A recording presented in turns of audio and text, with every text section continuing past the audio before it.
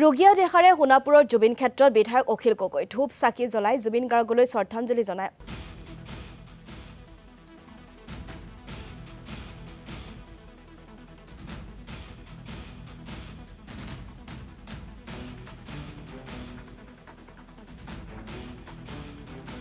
অসম চৰকাৰৰ পৰা এনেকে ধৰণে প্ৰতাৰণাৰ সন্মুখীন হ'ব বুলি আমি ভবা নাছিলোঁ।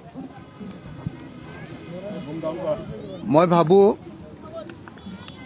যে চৰকাৰে জুবিন দাক প্ৰতাৰণা কৰিলে। চৰকাৰে জুবিন দাক লৈ ৰাজনীতি কৰিলে আৰু চৰকাৰে জুবিন দাই যাতে ন্যায় পাব নোৱাৰে চাৰ্জশ্বিটৰ জৰিয়তে সেই ব্যৱস্থাকে কৰিলে আৰু সেই কথাটো কোৱাৰ কাৰণে এতিয়া মোৰ ওপৰতো চৰকাৰখন গৰজি উঠিছে।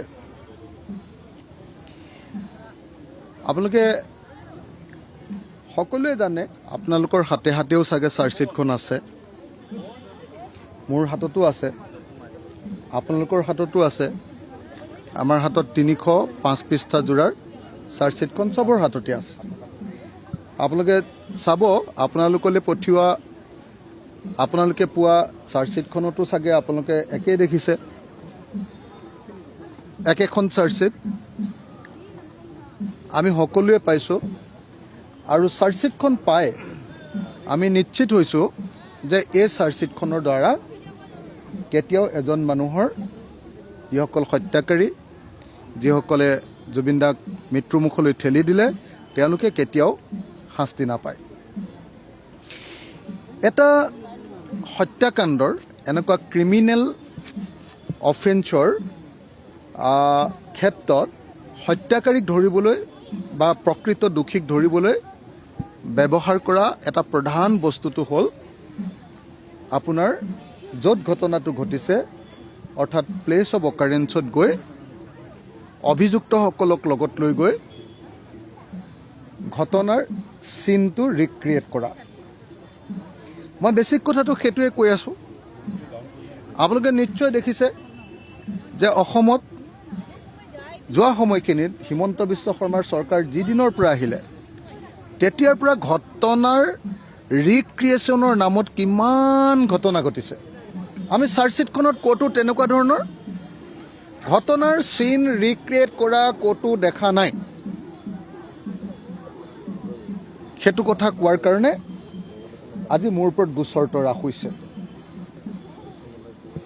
মই দ্বিতীয়তে কৈছিলোঁ, বাৰম্বাৰ কৈছিলোঁ যে নগৈ গড়গাঁৱৰ বাতৰি দিলে কেতিয়াও এটা ক্ৰিমিনেল মাৰ্ডাৰ কেছৰ কেতিয়াও প্ৰকৃত দোষীয়ে শাস্তি ভোগ নকৰে।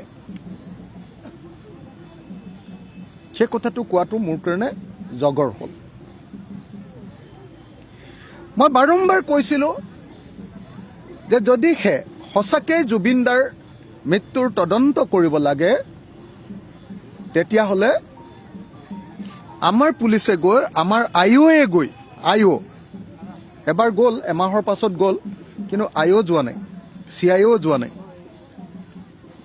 দুজন পুলিচ অফিচাৰ গৈছে SITৰ, কিন্তু CIO বা আইঅ' যোৱা নাই। তেওঁলোকে গৈ সেই ঠাইৰ পৰা কি কৰিব লাগিছিলে, ষ্টেটমেণ্ট সংগ্ৰহ কৰিব লাগিছিলে।